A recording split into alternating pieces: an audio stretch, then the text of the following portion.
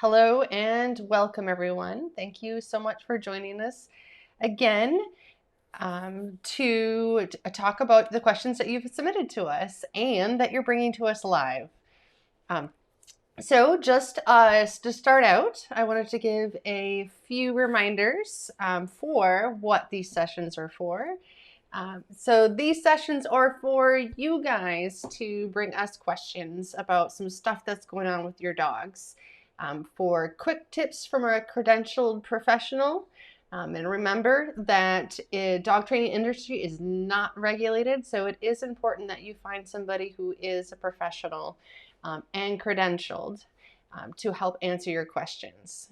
The internet is a sea of misinformation out there, so we love it when you bring us our questions. We are happy to answer any of them that we feel we can, give you explanations of the behaviors for, management suggestions, and then overviews of what training would look like. To get a detailed training guide, though, you would need to work with us or another credentialed professional to help you through it. So we are glad to give you guys explanations of what's going on, though, because we know that many times that it is quite frustrating not knowing what the heck is going on with your dogs. And many times the management tips that we give can be quite an easy solution to some of the common behavior issues we have with our dogs. So if you are new to Lives, when you give us comments, it does take us about 20 to sometimes 40 seconds to get your comment. Just that is an explanation of what the delay is. It's sort of like when you guys are watching the news live and you see them go on over to the newscaster. It is the same thing where there's that delay between them introducing and going on to the next one. So that is why we so appreciate it when folks give us some questions about behaviors they're having going on at home that can help us get started. And then you guys can join in the conversations live, or of course, always watch this recorded. So feel free to add in your comments. That's one of the reasons why we're here going live and not just sending you guys recorded stuff. Okay, so let's get started. We are going to get started today with a question from Sarah. Okay, so Sarah has a short-haired white fur dog, and she gets irritated on her belly and under her legs with snow and running in the woods in tall grass, but she loves it so much. Gosh, yes, I love it that you give her that opportunity. Any suggestions for gear that may help how irritated her belly and legs get? Yes. So I would suggest finding a nice jacket that would have the cover on the belly and some long legs. Ed, in fact, has one that I really like from Ultra Paws that his auntie Allison sent us along to let us use. And we've liked it a lot. It's really easy to get on. So I don't have to struggle with any sort of body handling issues. I just give him a couple treats because it's easy for me to slide his legs on into there, and voila, we're out and ready to go. It's got his belly protected, and it goes down to each of his legs here. I will post a picture of Ed and his adorableness in his personal jacket. But hopefully some other folks that are joining us will have ones that they recommend that they also like for their short-haired dogs. I know that Tank, Victoria's dog, is quite often sporting some really adorable wares that I believe she finds some locally and then some through other small businesses throughout the states here, so she could share some ones that she likes also. Then we've got the boots. So boots are another option to add on for your dogs. There's a lot out there, and they're definitely going to vary in price range.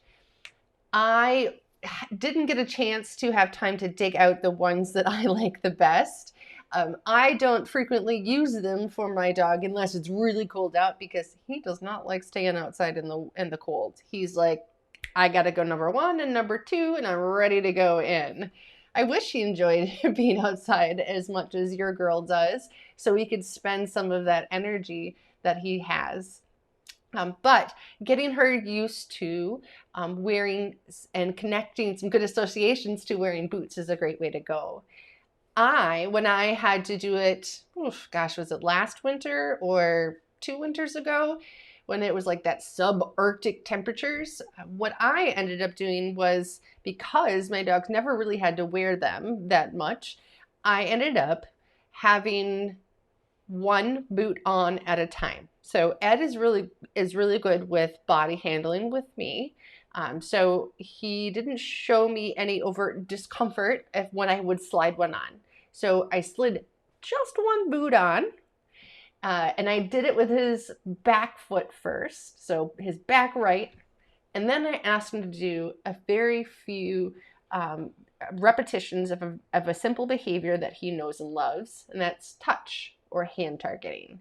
So he would move a couple steps, he would touch the palm of my hand, he would get rewarded, I'd do a couple more steps, get rewarded, and so on.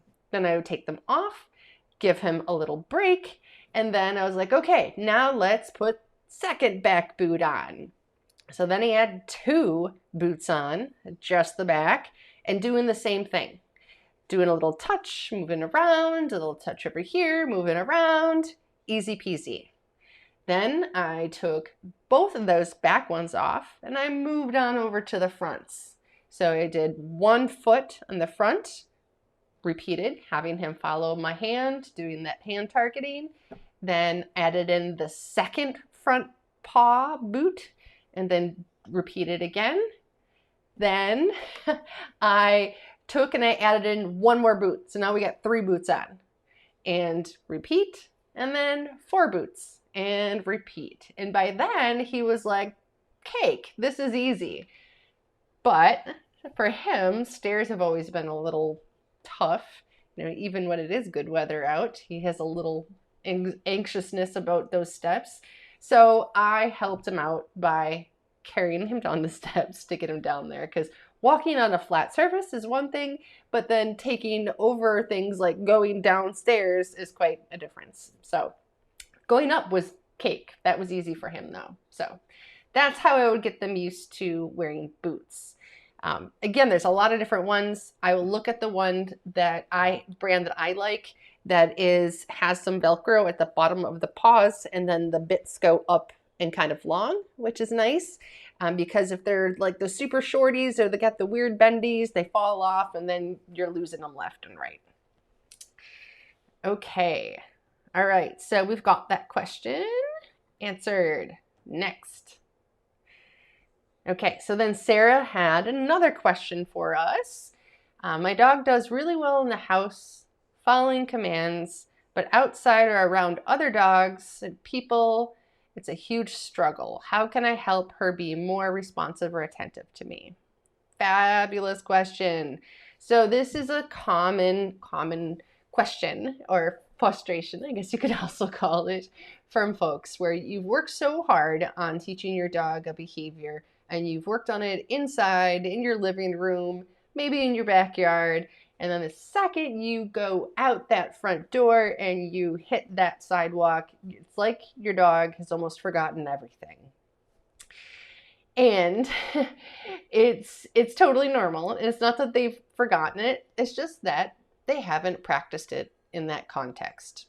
So what we do is we have to, first of all, remember that it's Disneyland out there for our dogs. And there's a lot of stuff that we're having to compete with when we're out there. So one thing we would want to do is up the value of the motivation that we're bringing.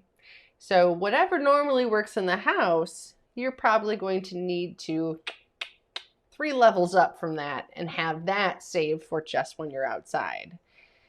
This was my favorite tool here. This is just a regular old silicone tube that is like for traveling with shampoo or lotion. You can fill this bad boy up with peanut butter, squeezed cheese, canned dog food, anything that is soft and squeezable, you can get into one of these tubes. So this is nice for carrying really high value stuff and making it really easy when we're outside when it's cold like it is now and we've got those gloves. And so this, I'm making the thumb motion as if you know what I'm talking about. So you can just quickly open that up, give your dog a lick, and then you can pop it up and put it back in your pocket. So you're not having to worry about getting your gloves all dirty with cheese or chicken, because that's the kind of stuff that you need in order to compete with all of the wonderful things out there that your dog would much rather be engaging with, like the scents and the sights and the different textures and stuff like that, especially if you've got a young dog and this is their first winter. It's all so brand new to them, so it can be a little hard to compete with that. Another thing that I would consider would be saying, hey, you know, I brought my peanut butter. My dog's not interested in my peanut butter. What do I do? It might be that you just need them to saturate a little bit. So let them take it in. Let them get some of that initial yah-yah and excitement out when they first get outside. Just say, okay, this is a free period. I'm going to let you do whatever. And once they start paying attention to you more and checking in, then you could say, okay, now we can get back to working together. And what I usually will say is, you know, give your dog, as my dog is making crazy noises in the background, give your dog one of those high value food rewards that you've brought along. Now, after you give your dog that treat, does your dog say, thanks, later, and then check out and start going forward again and just forgetting that you're back there? That means they're not ready for to training or to be walking with you. If they take that food reward and they say, hey, I like that, how do I get more of that, please? Then you know that they're ready to work or to train in that context. So that would be a good way to check in to see if they're ready or not. The last thing that I would recommend is that when you go to a new context, make it much easier for your dog. So if we let them saturate, we've got some really awesome stuff. And let's say we're asking them to sit while somebody comes and bends over and pets them. That's pretty advanced for our dogs. So what I would do is I would ask for less. I'd say, okay, I've got Disney World, I've got my peanut butter. Can I ask my dog to sit for 3 seconds so somebody bends over and oohs and ahs over how adorable they are and then brings out their hands and touches them? No. How about I make it easier by going back to an earlier step in the training plan that I worked with, even to get the dog into the initial sit. So food on nose, lure it into the sit, pay for that. Then somebody starts approaching, pay for that. Then they start to bend over, pay for that. So keeping it nice and simple, we're not asking for much duration. It's this, this, and this. These all get paid. Make it super easy so that you are basically working with that distraction, rather than just waiting for your dog to go over the top and be like, I can't do it, forget it. I'd rather go say hi to that person or that dog. Okay, so I hope that one of those, or all three of those, but tips will help with your girl getting to be able to focus a bit more when she gets outside. Okay, so I'm going to pause a second here and see if we've got any questions or comments from people as we're going along. I don't want to just be talking about the stuff that was sent ahead of time. I would love to get questions from you guys that are watching live. Do you have any issues with your dogs being outside and be able to listen to your requests from them? Are you having a hard time with those boots or jackets, looking for something? It looks like Victoria has shared with us. She likes Dino Sews, and that they're from Milwaukee. And we also have Pity Clothing Company for PJs to help cover those belly and legs. Ooh, all right. I'm going to have to do some more shopping for Ed. Okay, so no questions in yet. So we're going to go ahead then, and we're going to move on to the next question that was sent to us ahead of time. Okay, so Jeffrey shares that Beau has always been an antsy dog. When he's ready to go, he's ready. I'm very familiar with that. It shows with light whining and a whimper. Recently, this has become more apparent when he's not getting what he wants. For example, immediate attention, go for a walk, and so on. Okay. Just yesterday on a walk, I stopped to tie my boots. He whined nonstop until we started walking again. Is this just puppy stuff, or are there things I should be doing to break this habit? That's a hard one, right? So dealing with some of these behaviors when we're out on walks is tough because we are limited with the both the management and training scenarios we can put into place that are on easier levels. And so things that I like to think of is, how can I possibly work on this in a less distracting environment? And when should I just manage? So a couple different things that I can think of for Beau in particular. Let's say that you are outside and you do have to stop and tie your shoes or pick up some number 2. What I would do, because he's such an active guy, is give him something to do proactively before I had to stop and do something that he may find frustrating because you're not continuing to walk. So a fun game that you could play with him would be teaching him Find It. And this is a really simple game to play and teach. It's one of the few times that I will introduce a verbal cue to a behavior early, like first. And this is because we can't lure our dog into this behavior initially, which is what I do for most of like my position behavior. So what I would do is I would say, Find It, and then I would have a little piece of food in my hand and I would kind of move it close to their nose and then toss it onto the ground. Really easy for them to find. And not to mention, I would also start this in the house, not outside right away. So I would do it multiple times, find it, and then toss onto the ground. You will start to be able to tell that Beau is picking up this game of, ooh, this is where they toss a little bit of food onto the ground. I turn on my nose and I go hunting for it. When you say Find It, and then he kind of does this thing. Well, this is what Ed does. He does this because he's listening for where the treat goes. And then he follows my hand. So to see where I'm tossing that little treat to, and then he goes on the hunt and he starts sniffing. So this would be a great game to play proactively when you've got to pause and do things.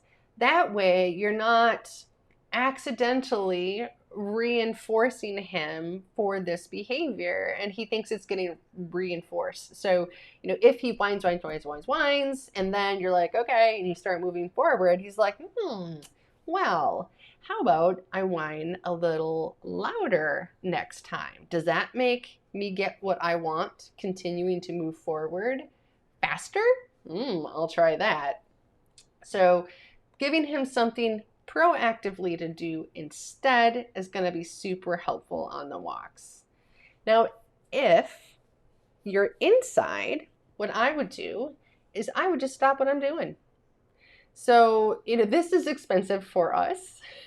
So this is going to be a tough one for us to do. So if you were getting ready for a walk with Beau and he starts to whine because he's, excited and can't wait, and you're like, okay, this is where Jennifer said that I should just say, oh, too bad. I guess if you're going to be crazy, I'm just going to go sit down. That's what you need to do. And then, give him a minute or so and then stand up again. Be like, okay, now I'm ready to go. And think ahead of time what you want your criteria to be for Beau that's going to get him out that door. So you're not making it up on the fly for him. Otherwise, it's just going to be too tough. So I would say 3 seconds of quiet, standing at the door while you've got your jacket on. Then, okay, you can go outside. That's a good place to start. Once he's fabulous at that 3 seconds of quiet while you're standing at the door together, then you can say, okay, now I'm going to ask for big 5 seconds. Count to 5, then okay, now we can go for a walk. If at any point he starts that whining, well, too bad. I guess you're going to not get to go outside, and the big fine is I go back and I sit down on the couch and I look at my phone or I watch the TV, whatever. So think of it as us always trying to figure out what it is that our dogs want and how we can work to say, hey, if you want that, I would like you to do this for me, and then you can get that. If you do something I'd prefer you not to be doing, that is something that is not a fear, anxiety inducing sort of thing for our dog, but something we just prefer them not to be doing, and like the whining to get to go, then we're like, okay, we're going to implement a little fine. That means that when you do that, things get worse for you because they're going to get boring. So I hope that helps with Beau and his whining. Certainly is not something I think that he will grow out of. And it's certainly also not something that you can try to ignore, because to be honest, trying to ignore a dog that is whining or barking, eventually you're going to crack. It's human nature. Oh my gosh, you're like, it's been 2 minutes.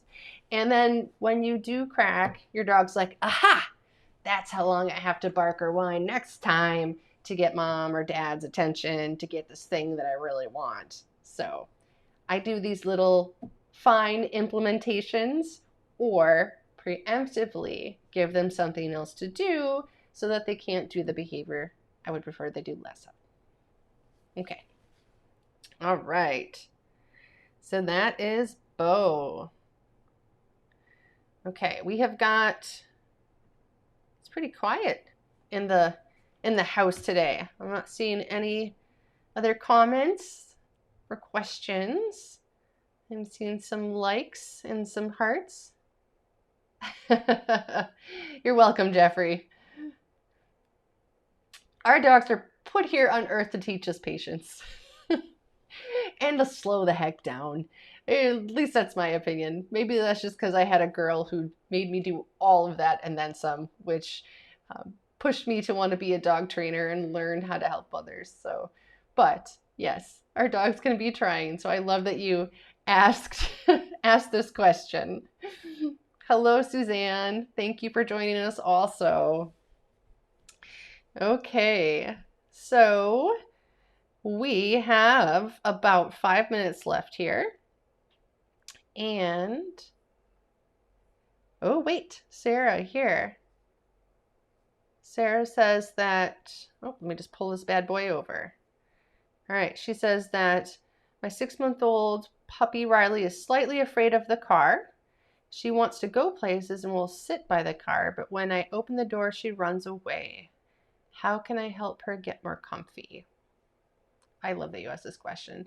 This is a really something that I have a lot of folks ask about, and there really is quite the diverse responses as to what you should do. I think because I have personally seen this get kind of over the top and tumble way into the behavior issue area, that I am all about being super proactive about it and not just thinking that my puppy is going to grow out of it. I believe that majority of the times when we have a dog that is starting to avoid the car, especially when they have all of these great trips, we know that well, I know personally that Riley is not just going into the car to go to the vet to get poked and prodded. She's going places with you that she enjoys and she has fun. And like you noted, she wants to go to the places. She goes over to the car. She's like, I know that this thing is going to take me exciting, fun places. But then as soon as that car door opens, she's like, oh, I don't know, man. It is kind of scary. I suspect that what's going on there is that we've got some nausea going on, some illness factors, that when she goes in the car, she's getting motion sickness. Now, I think frequently we miss that as owners because we assume, unless our dogs are projectile vomiting, that they're fine. Or unless they're pacing or panting and making like a big scene out of it, they're fine. But I don't know if the last time I was on a small boat and it was going and I was starting to get motion sick, if I'm sure I looked fine on the outside, but I was not on the inside. I thought I was going to lose my lunch. So I think it's the same thing with a lot of our dogs here, is that they are feeling sick to their tummy. When they feel sick to their tummy, they're going to want to avoid that thing because it's natural for them to say, hey, if something makes me sick to my stomach, it could be dangerous for me. I should avoid that thing. So what I would do is I would reach out to your veterinarian and say, hey, I think my puppy's is having motion sickness in the car, and I would like to discuss options to help her that could help to take away that motion sickness. So they would be able to work with you to find something that could help. And this early intervention and combo intervention is what I would recommend with somebody even later in their car history life, because if we don't get the nausea part of it taken care of first, all the training that we could possibly do is not going to fix this. Because she's still feeling sick when she goes in the car and goes for a ride. So it's sort of like you're treading water. So take care of that root initial, that feeling oogie, feeling gross part of it. Then it may resolve on its own because she's so young and because she's having so many positive trips in the car, that we know that she's already wanting to go to the car and she's a little bit conflicted. So if we make it so that she doesn't feel sick to her tummy anymore, she may be like, wee, this is awesome. So other things you can do for your dogs when they're in the car to help reduce that motion sort of sickness turbulence thing going on would be how they're in the car. So I would like to have them not sitting straight up and looking out the windows and being ready to go at every turn, because that's when you see them swaying back and forth frequently. You know, you turn a corner, you have to stop quickly, and they're falling into the front seats there. So having some sort of harness that has like a back attachment with a seatbelt that would attach to the seatbelt area, that's super helpful. I know that helped my kiddo Ed reduce his a ton because it restricted his space. So he couldn't be constantly moving from side to side. And then when I would go to even slightly turn, he would start to do a little biffer and fall over, and then he'd start to whine more.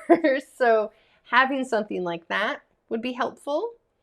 The other thing that you can do is if your dog will eat when they're in the car, if they're not so upset that they're like, get that food out of my face, if they're like, yeah, I'll take some food, bring along something like a Kong that you've put some peanut butter in, or something that's sort of, you know, spreadable and it's going to last a bit. You can even pop that in the freezer, pull it out, even put a little bit of fresh stuff on top so they have something to start out with at the beginning. Then give that to them in the back seat. This is going to encourage them to lay down, which is going to also make them more stable. So less worries about them doing a little face plant into that front seat there when you hit the brakes or when you have to turn. If your dog rides in a crate, I would suggest putting something anti-slip on the bottom. So you could put in, say, a yoga mat that you've cut to fit the bottom of the crate. There are different things like those little puzzle kind of bits that you can put together that people will use for exercise. Tiles, you can put something like that in there. Anything to help it so they're not sliding. We frequently want to, you know, make it cozy for them, which means like, you know, 2 or 3 fluffy blankets, and then they're on top of those blankets and they're just brrr, brrr, every time that we're doing a little turn. So we could still have those blankets and we could have them on the side, but have something so they can stabilize themselves, like the yoga mat on the bottom would be helpful.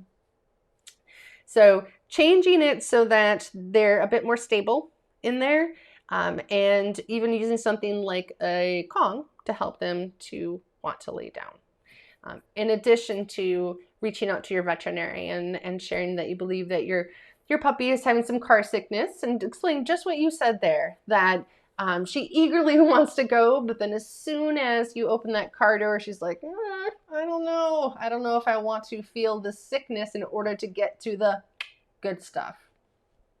All right. Thank you for the great question, Sarah.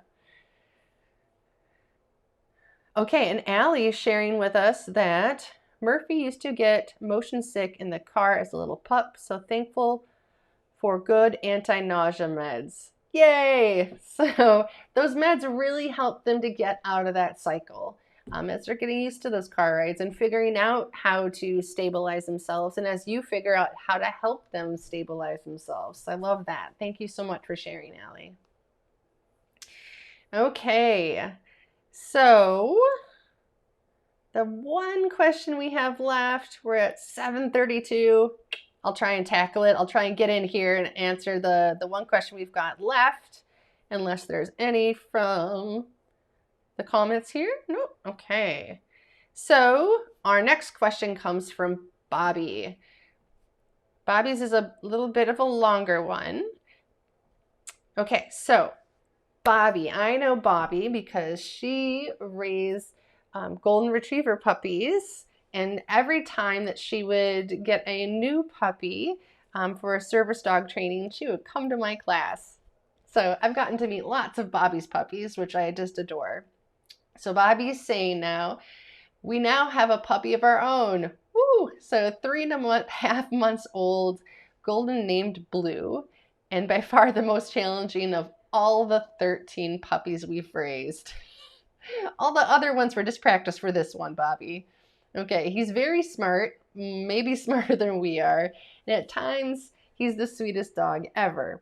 But, here's the but, almost without warning, he becomes a Tasmanian devil, jumping, biting, and grabbing the leash frantically.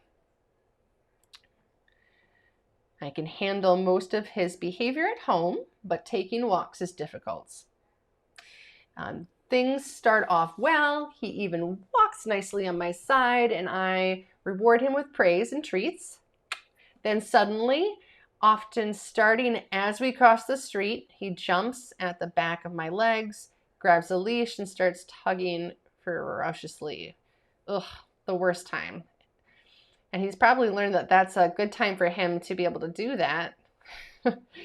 Okay, so I've looked up suggestions online and have tried carrying a tug toy with me. Great, because that's one of the things I always recommend to start out with.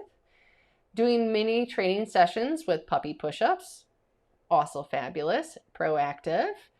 Using treats on his nose to lure him across the street. Also good and proactive, so you're avoiding being in the middle of the street when this happens. Sounds like none of those are working though. And if there are any distractions, such as a dog across the street, then he behaves fine.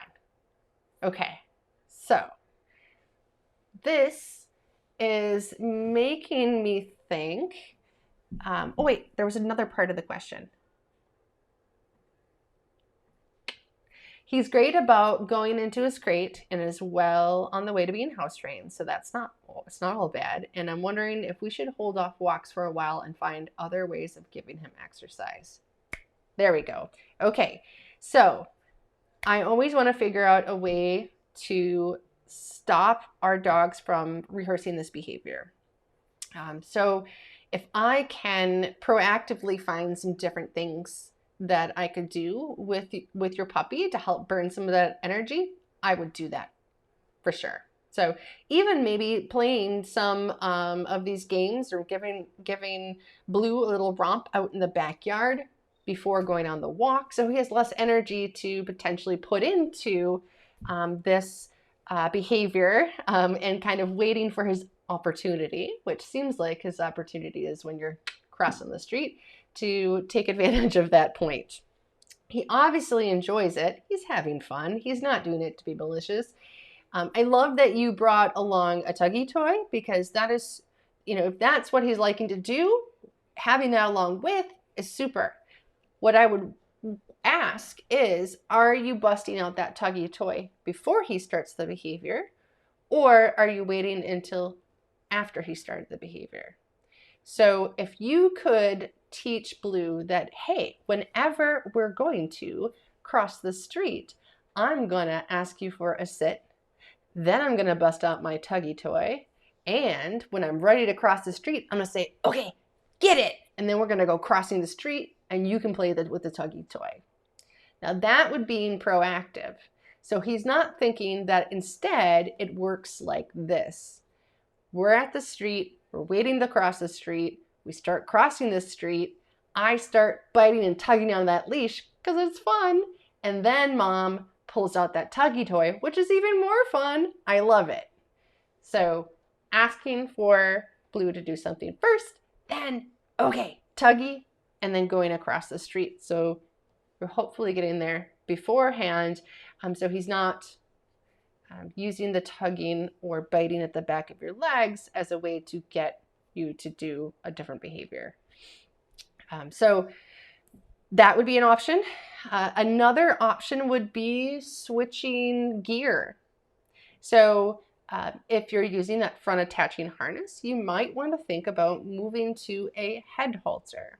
So a head halter is going to give you a bit more control with his head, so that if he starts to, so you could proactively make the leash a little bit shorter when you're getting ready to walk across the street. And don't have my harness, my head halter out right next to me here. Make the leash a little shorter so that he can't turn around and grab the leash as you're going across the street. Other things that folks have also utilized when none of that worked would be looking into like a metal chain leash. So this is free, and I know people get worried, oh my gosh, is my dog going to bite it and then break their teeth or something like that? I have not met anybody yet, professional or client-wise, who's had that issue. Not saying that it's not a potential, of course. If a dog was very determined and they wanted to bite a chain leash, that could certainly be a potential consequence. But I have found that they go to put their mouth on it, they're like, That doesn't feel nice. I don't really like that. That's not going to get me the game that I want to do. And then they don't put their mouth on it. Um, Bobby says, I did the metal leash. He loved it. Do you mean that he loved putting it in his mouth? I'm going to need some clarification for that. If he loved putting it in his mouth, then I guess that one's checked off of our list too. So, preemptively teaching him a behavior at the end of the crosswalk, bringing along these food tubes that you could try doing for luring him across the crosswalk. That's going to help you because there's not really much you can do when you're crossing the street. I mean, for your safety wise, oh yes, he was happy chewing the metal leash. Oh boy, Bobby, you certainly have your hands full there. So I would try one of those other suggestions then that I gave you. If he's doing it when you're just walking along the sidewalk, then we've got the option of using something like a little time out where you'd have like the tree or a pole or something like that, where you'd kind of, wrap it around, and then I don't know how to explain it without showing a picture, but he would try to bite you and you would just move along and you guys would look a little silly going around the pole, but he wouldn't be able to get the biting out. Other thing would be 2 leashes. And I'll bet you've already thought of that one because you've had many puppies. But you could have 2 leashes. So you could have one attached to one point of his harness, and one attached to another, or even just 2 on the front. But if you had them in separate spots, it's going to be easier. So if you're going along and he starts to bite at that front leash, just drop it. And then you've got the second leash back there that you don't have to worry about. So he's not playing the tug with, and it's going to be more out of his face, so less likely to be able to reach back and get it. So try those. Let us know. Send some video. I would love to see a video update on what works and what doesn't work. And then I can add that to my list. And I'll have Victoria also send you my list that I've got here that has the picture of what I was trying to explain and talk about with the pole. So we'll see if any of those help and help you guys to start having some more peaceful walks. But in the meantime, I would say, find some more indoor stuff to do. I mean, it's really tough to teach our dogs stuff when it's so, it's cold out. It's only going to get colder. It's winter out with the snow and whatnot. So I would say, if it was me and I had a puppy, I'd say, I'm not going to work on loose leash walking right now. I don't have the temperament for the cold. I do not enjoy the cold. And your hands get cold and whatnot. So it's just much easier to get frustrated. I'd be finding other things to do with them for mentally engaging with them and doing some stuff in the backyard. So that's what I would focus on instead. Walks are great. The walks are great for sure for getting getting to check out new sights and sounds, and when they're young, getting to meet new people and things like that. You could be doing a safari on your 10 to 12 foot long line instead and letting him go and run in an open area and check things out. We've got a fabulous course that actually just came out today that is all about enrichment, that has tons of different things that you can do for your dog, both in and outside, that are very DIY and inexpensive, as well as things you can invest your money in. So why don't you go ahead and give some of those a try, see if you can't get Blue a little bit more tired out. Okay. So that is going to conclude. We went a little over time.